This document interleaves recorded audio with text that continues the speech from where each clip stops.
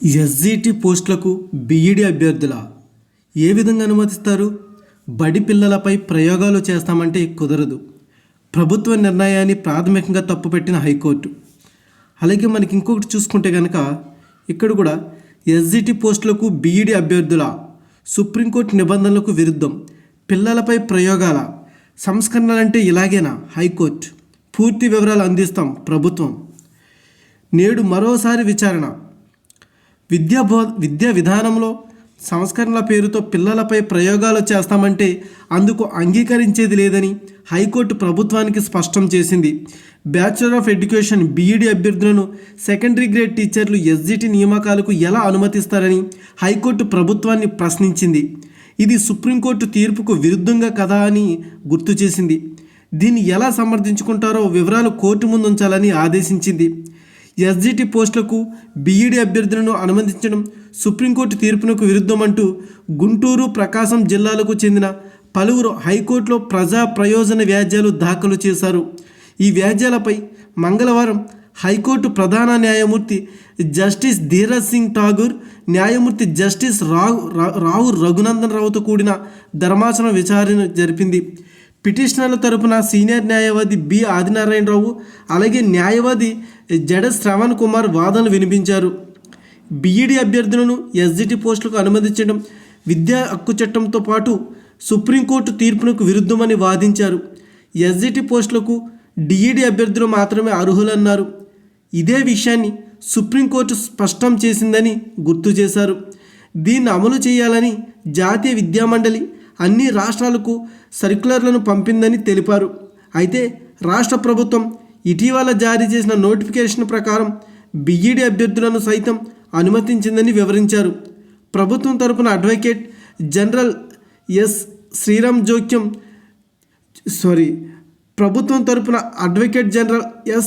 జోక్యం చేసుకుంటూ విద్యా విధానంలో ప్రభుత్వం వినూత మార్పులు తెస్తుందని, ఇందులో భాగంగా చిన్ననాటి నుంచే గట్టి పునాది ఉండేటట్లు ఏర్పాటు చేసే ఉద్దేశంతో మార్పులు జరుగుతున్నాయని తెలిపారు.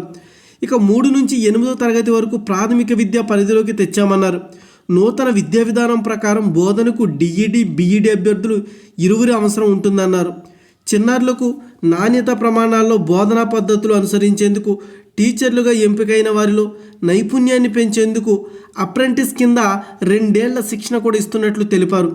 ఎంపికైన టీచర్లు ఎస్జిటి నిర్వహించే 6 నెలల బ్రిడ్జి కోర్సులో కూడా అర్హత సాధించాలన్నారు. అయితే ఇతర రాష్ట్రాల్లో అనుసరిస్తున్న విధానాలతో తమకు సంబంధం లేదన్నారు. ఇదే సమయంలో ధర్మాసనం స్పందిస్తూ విద్యా విధానంలో మార్పు పేరుతో చిన్నపిల్లలపై ప్రయోగాలు చేస్తామంటే కుదరదని తేల్చి చెప్పింది. తాము చూస్తూ ఊరుకోమని స్పష్టం చేసింది. ఎస్జిటి పోస్టుల భర్తీకి నిర్దేశించిన నోటిఫికేషన్ను సంబంధించి తదుపరి చర్యలు నిలుపుదల చేస్తూ మధ్యంతర ఉత్తర్వులు జారీ చేస్తామని ప్రకటించింది. మరి సుప్రీంకోర్టు తీర్పునకు విరుద్ధంగా వ్యవహరిస్తామంటే అంగీకరించేదే లేదని ఉద్ఘాటించింది. తమకు కొంత గడువిస్తే ఇందుకు సంబంధించిన వివరాలు పూర్తిగా దీనికి సంబంధించినటువంటి వివరాలు కోర్టు ముందు ఉంచుతామని ఏజీ బదులిచ్చారు. దీంతో విచారణ బుధవారానికి వాయిదా వేస్తూ ఉత్తర్వులు జారీ చేసింది. సో ఇది గైస్, అయితే మనకి ఏదైతే సుప్రీంకోర్టులో దాఖలైన వాటి పిటిషన్లు ఉన్నాయో బీఈడీ అభ్యర్థులు యొక్క ఎస్జిటి పోస్టులకు అర్హులు కాదు అనేసి అయితే కనుక పిటిషన్ దాఖలు చేశారు. దానికైతే కనుక ఆ యొక్క అనుకూలంగా అయితే కనుక హైకోర్టు అయితే కనుక తీర్పు ఇవ్వటం అయితే జరుగుతుందన్నమాట. అయితే ఆల్మోస్ట్ నిన్న మనకి చూసుకుంటే కనుక గట్టి వాదనలు వినిపించాయి. అయితే పిటిషన్లు దాఖలు చేసినటువంటి పిటిషన్ తరపున న్యాయవాదులు కూడా సుప్రీంకోర్టు తీర్పును ఏ విధంగా మీరు ఉల్లంఘిస్తారు, అదేవిధంగా ఈ యొక్క జాతీయ విద్యామండలి ఏదైతే ఉందో గతంలో సుప్రీం ఇచ్చిన తీర్పుని అనుమతిస్తూ యొక్క విద్యామండలి అన్ని రాష్ట్రాలకు కూడా ఈ యొక్క విషయాన్ని పాటించాలనేసి అయితే సర్క్యులర్లు అయితే పంపారు. దాన్ని కూడా పట్టించుకోకుండా ఈ యొక్క రాష్ట్ర ప్రభుత్వం అయితే కనుక ఎస్జిటి పోస్టులకి అయితే కనుక బీఈడీ వాళ్ళని అనుమతిస్తూ అయితే కనుక ఈ యొక్క డిఎస్సి నోటిఫికేషన్ విడుదల చేసిందనే విషయాన్ని అయితే కనుక ఈ యొక్క పిటిషనర్ తరపున న్యాయవాదులు జడ శ్రావణ్ కుమార్ అలాగే ఆదినారాయణరావు చాలా బలంగా గట్టి వాదనలు అయితే వినిపించడం జరిగింది. మరి అదే తరహాలో అటు సైడ్ నుంచి ప్రభుత్వం తరపున న్యాయవాది కూడా ఏమన్నారంటే మేము ఇతర రాష్ట్రాలతో మాకు సంబంధం లేదు. మేమేంటంటే ఇక్కడ నైపుణ్యమైన విద్యను అందించడానికి రకరకాల మార్పులు తీసుకొస్తున్నాం. అయితే మేము ఇప్పుడు 3వ తరగతి నుంచి 8వ తరగతి దాకా ఉన్న తరగతులను అయితే ప్రాథమిక విద్యగా అయితే మార్చామని, దానికోసం అయితే కనుక ఈ యొక్క టీచర్లు, బీఈడి టీచర్లు కూడా డిఈడి టీచర్లు ఇద్దరు కూడా అవసరమైందని, అయితే ఆ అవసరానికి తగ్గట్టుగానే మేము పోస్టింగ్ వచ్చిన తర్వాత 2 సంవత్సరాల అప్రెంటిస్ విధానాన్ని ప్రవేశపెట్టామని, దానిలో అందరికీ కూడా ఈ యొక్క శిక్షణ అనేది సమాంతరంగానే వస్తుందనేసి అయితే కనుక ఈ యొక్క ప్రభుత్వం తరపున న్యాయవాది అయితే వాదించడం జరిగింది. చాలా గట్టి వాదనలు అయితే వినిపించారు. మరి దీనికి అనుగుణంగా మనం చూసుకుంటే కనుక ధీరజ్ సింగ్ ఠాగూర్ గారి ధర్మాసనం అయితే కనుక, మీరు సుప్రీంకోర్టు తీర్పుని ఏ విధంగా వ్యతిరేకిస్తారు? మీ ప్రయోగాలన్నీ చిన్నపిల్లలపై ప్రయోగాలు చేస్తే ఊరుకునేదే లేదు, ఇలాంటి సుప్రీంకోర్టు తీర్పును కూడా మీరు వ్యతిరేకిస్తే ఊరుకునేదే లేదు అనేసి గట్టిగా ఉద్ఘాటించడం అయితే జరిగిందనమాట. అంటే ఒక రకంగా వార్నింగ్ ఇవ్వడం, స్వీట్ వార్నింగ్ అయితే ఇవ్వడం జరిగింది.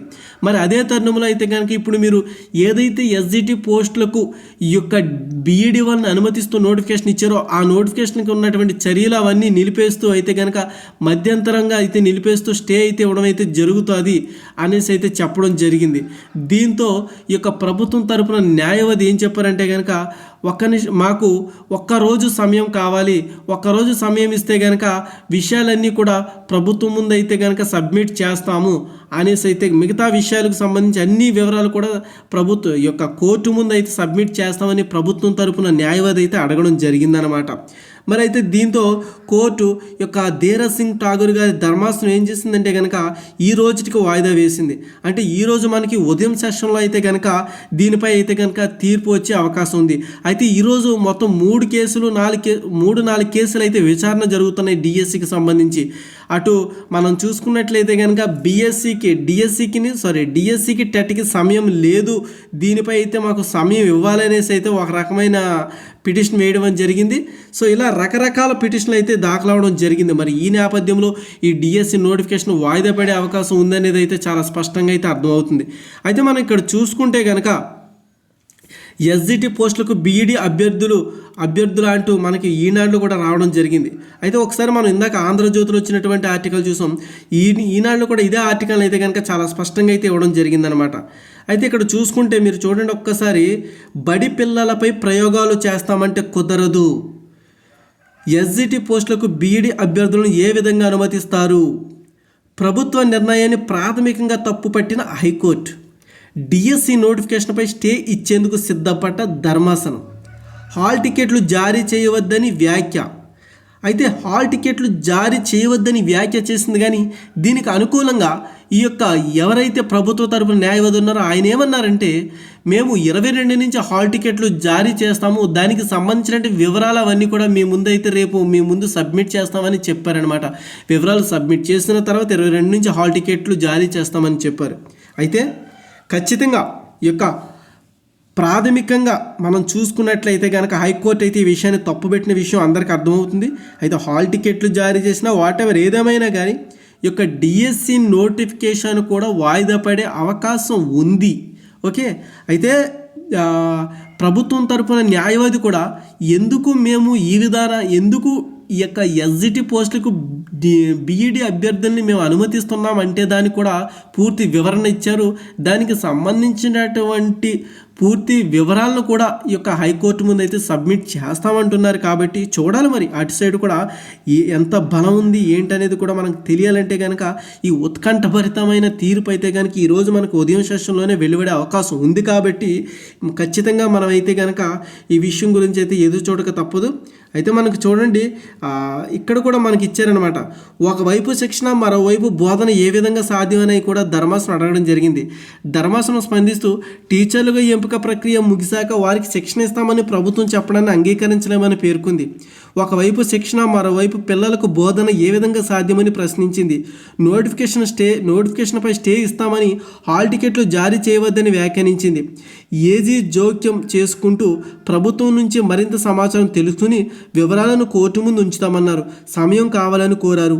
పిటిషనర్ తరపున సీనియర్ న్యాయవాది ఆదినారాయణ స్పందిస్తూ 6 నెలల బ్రిడ్జ్ కోర్సులో ఉత్తీర్ణత సాధించాలన్న నిబంధనను సైతం సుప్రీంకోర్టు గతంలో కొట్టేసిందన్నారు. ఈ విషయాన్ని ప్రభుత్వం గోప్యంగా ఉంచి కోర్టును తప్పుదోవ పట్టిస్తుందన్నారు. ఏజీ అభ్యర్థన మేరకు విచారణను బుధవారానికి వాయిదా వేస్తున్నట్లు ధర్మాసనం పేర్కొంది. అయితే ఇక్కడ ఇది కూడా మనకు ఒక పాయింట్ చూడండి. వీళ్ళు ఏమంటున్నారంటే కనుక అప్రెంటిస్షిప్ ఇస్తున్నాం కదా, 2 సంవత్సరాల ట్రైనింగ్ ఇస్తాము. ఈ ట్రైనింగ్లో శిక్షణ పిల్లలకి, చిన్నపిల్లలకి ఏ విధంగా ఉండాలనేది కూడా మేమైతే అన్ని విధాల శిక్షణ అయితే ఇస్తామని అయితే చెప్తున్నారు. అయితే దానికి ధర్మాసనం స్పందిస్తూ మీరు ఒకవైపు శిక్షణ, మరోవైపు ఈ యొక్క బోధన ఏ విధంగా కుదురుతుంది, ఏ విధంగా సాధ్యం అవుతుంది అనేసి అయితే కనుక ప్రశ్నించడం జరిగింది. రైటే కదా. వీళ్ళకి ఈ టీచర్స్కి ఇప్పుడు ఎవరైతే డిఎస్సి నోటిఫికేషన్లో ఎవరైతే అర్హత సాధిస్తారో, ఎవరైతే ఉద్యోగం సంపాదిస్తారో వాళ్ళకి 2 సంవత్సరాలు అయితే కనుక అప్రెంటిస్షిప్ అయితే ఇవ్వడం జరుగుతుంది. మరి ఈ 2 సంవత్సరాలు ఈ యొక్క శిక్షణ ఇస్తారు, ఓకే బాగానే ఉంది. మరి వీళ్ళు ఈ 2 సంవత్సరాలు ఓన్లీ శిక్షణ తీసుకుంటారా, లేకపోతే టీచింగ్ కూడా ఇస్తారా, అది బోధన కూడా ఇస్తారా, అది కూడా చెప్తున్నారనమాట. సో ఎలా సాధ్యమవుతుంది, ఒక పక్క బోధన, మరోవైపు శిక్షణ అనేది సాధ్యం కాదనేది అయితే ఈ యొక్క ధర్మాసనం అయితే చెప్తుంది. అందుకే స్టే ఇస్తాము, హాల్ టికెట్లు కూడా జారీ చేయవద్దని చెప్పింది. అయితే ప్రభుత్వం తరపున న్యాయవాది మాత్రం మేము హాల్ టికెట్లు జారీ చేస్తామండి, దానికి సంబంధించినటువంటి వివరాలు అన్నీ కూడా మీకు అయితే కనుక బుధవారం నాడు అయితే సబ్మిట్ చేస్తామని అయితే చెప్పడం జరిగింది. సో చూడాలి ఈరోజు మరి ఏ విధంగా మలుపు తిరుగుతుంది, అసలు ఎలాంటి తీర్పు ఇవ్వబోతున్నారు అనేది అయితే కనుక ఈరోజు అయితే అందరిలో కూడా ఉత్కంఠ అయితే నెలకోవడం అయితే జరిగిందనమాట. ఇక అన్ని న్యూస్ పేపర్లో ఇదే ఆర్టికల్ అనమాట మనకు చూస్తే కనుక. ఓకే, ఇక కొన్ని అయితే ఇంపార్టెంట్ న్యూస్ కొంత ఉంది, అది కూడా చూద్దాం.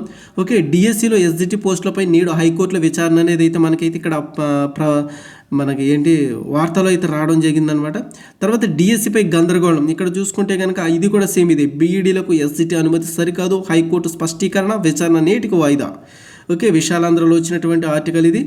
ఇక డిఎస్సి వెబ్సైట్కు సర్వర్ సమస్య, ఇది కూడా చాలా బాధాకరమైన విషయం. ఇక సర్వర్ సమస్య తలెత్తడంతో డిఎస్సికి దరఖాస్తు చేసేందుకు వెళ్ళినటువంటి అభ్యర్థులు ఇంటర్నెట్ కేంద్రాల వద్ద గంటల తరబడి పడిగాపులు కాస్తూ ఇబ్బందులు పడ్డారు. పరీక్ష ఫీజు చెల్లింపునకు బుధవారం చివరి గడువు కావడంతో ఎక్కువ మంది మంగళవారం దరఖాస్తు చేయడానికి ప్రయత్నించారు. దీంతో సర్వర్ సమస్య తలెత్తి వెబ్సైట్ ఓపెన్ కాలేదు. హడావుడిగా ప్రకటన చేయడం, షెడ్యూల్ ఇవ్వడంతోనే ఈ తరహా సమస్యలు వస్తున్నాయని అభ్యర్థులు పరువులు వాపోయారు. మరోవైపు ఆన్లైన్ దరఖాస్తులో ఐచ్ఛికాలను తరచూ మార్పులు చేస్తున్నారు.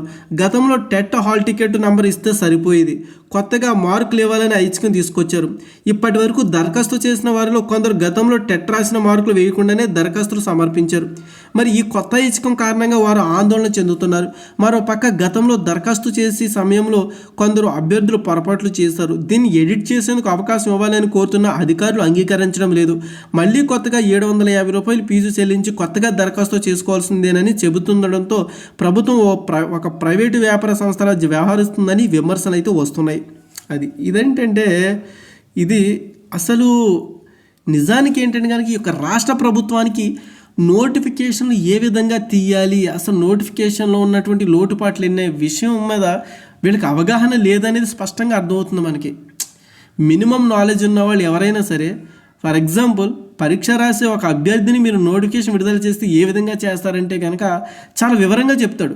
మనం 2 రోజులు 3 రోజులు లేకపోతే 10 రోజులు సమయం తీసుకుని అసలు అభ్యర్థికి ఏం అవసరం ఉంటుంది, నోటిఫికేషన్ ఎప్పుడు రిలీజ్ చేయాలి, దానికి ఎంత సమయం ఉంచాలి, తర్వాత వెబ్సైట్ మెయింటెనెన్స్ ఏ విధంగా ఉండాలి, ఈ వెబ్సైట్ ఎలా ఏ ప్రోగ్రామ్ మీద చేస్తే మంచిగా రన్ అవుతుంది, ఎలాంటి ఆప్షన్లు అందుబాటులో ఉంచాలి అభ్యర్థులకి ఎలాంటి ఆప్షన్స్ అందుబాటులో ఉంచాలి, ఎడిట్ చేసుకునే ఆప్షన్ ఎప్పుడు ఇవ్వాలి, ఎన్ని రోజులు ఉంచాలి, ఎప్పుడు తీసివేయాలి, ఇలాంటివన్నీ కూడా చర్చించిన తర్వాత ఈ యొక్క వెబ్సైట్ అనేది ప్రాజెక్ట్ని అయితే లాంచ్ చేస్తారు. ఎవరైనా కానివ్వండి, అది బిజినెసా, ఈకామర్సా, లేకపోతే ఒక official government site, organization site, ఏదైనా కానివ్వండి, ఇట్లా ఉంటుంది వెబ్సైట్ ఓపెన్ చేసే పద్ధతి అనేది.